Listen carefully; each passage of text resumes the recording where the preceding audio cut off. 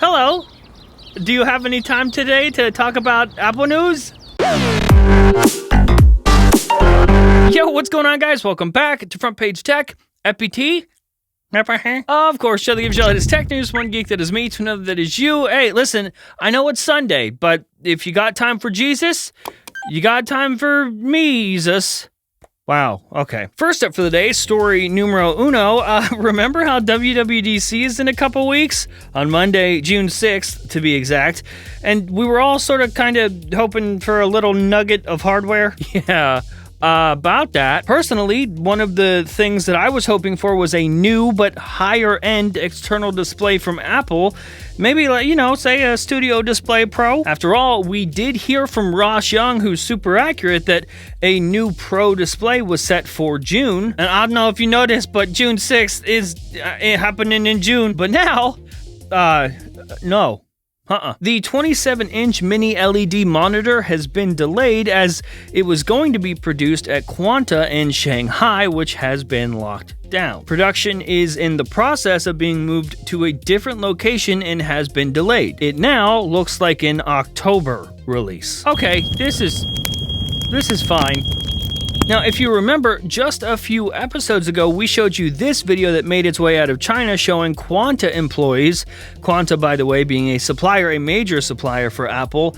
This video is of their employees fleeing the workplace and even fighting with security to escape. The conditions there are not great. And now, since Apple is looking to outsource elsewhere, it looks like production of this display is going to happen elsewhere, which means we don't get it yet. So from June to October, looks like no Studio Display Pro at DubDub. But that's okay. It's not like I care. I didn't want it anyway.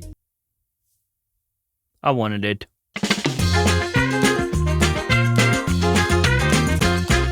Listen, I'm not trying to start a fight or anything. I'm just saying, if you still shave with one of these, you're not even a real man. Because a real man shaves with one of these from Henson Shaving. We're talking full metal with a blade at the perfect angle. Henson razors are made in an aerospace machine shop that has been in their family for 20 years. It's designed with the best shaving angle so it glides effortlessly on your manly face. And unlike other razors, Henson is not trying to lock you into a subscription. One of these razors will last you a lifetime, and when you need replacement blades, they only cost 10 cents. But if you're watching this show, it gets even better for you, because if you check out using the promo code FPT, they'll give you 100 blades for free. That will last you like 4 years. Just make sure to add both your razor and the blades to your cart before applying the discount. And of course, a huge thanks to Henson Shaving for keeping us all manly and for sponsoring this episode.